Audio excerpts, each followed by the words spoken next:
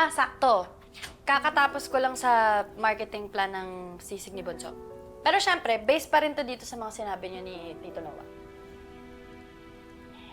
Tinawagan mo ba si Jessica? Sino pong Jessica? Nagmamaang-maangan ka ba talaga?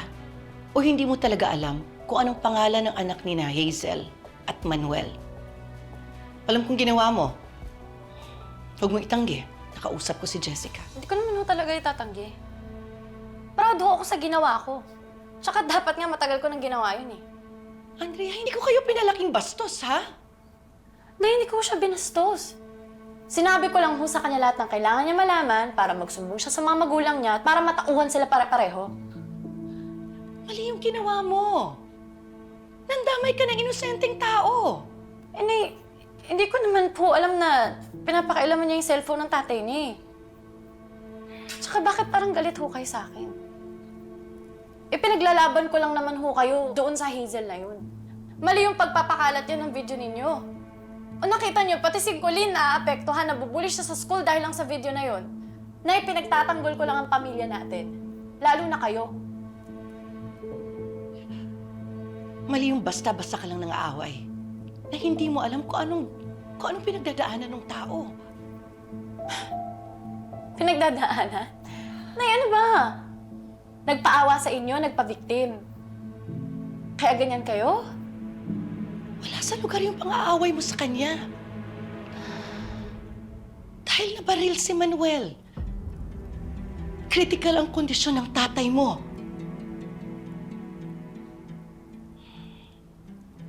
Pakialam ko naman ho sa kanya.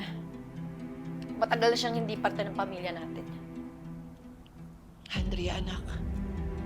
Na-appreciate naman namin eh. Na pinoprotektahan mo yung pamilya natin. Nagpapasalamat ako sa'yo dahil pinagtatanggol mo ako. Pero may ibang mga paraan na hindi mo kailangan mang-away, mambastos, lalo na sa inosente. Ano ho bang sinabi sa inyo? Nung Jessica na yun, ano pa ho? Inaway niya ba kayo? Nakiusap siya na huwag nating idamay si Manuel sa galit natin kay Hazel. Anak, alam ko namang pinag-usapan na natin to eh. Pero para sa ikabubuti ng lahat, mag-move on tayo. Huwag na natin pakialaman kung anong ganap sa pamilya nila. Huwag ka nang tatawag. Tama na.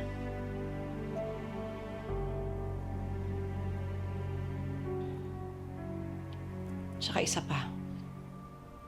Yung taong katulad ni Hazel, kapag pinapatulan, lalong natutuwa. Kapag deadma ka sa kanila, lalong nang gigigil. Kaya pabayaan mo na. Kesa nagiging masama ka nang dahil sa kanya.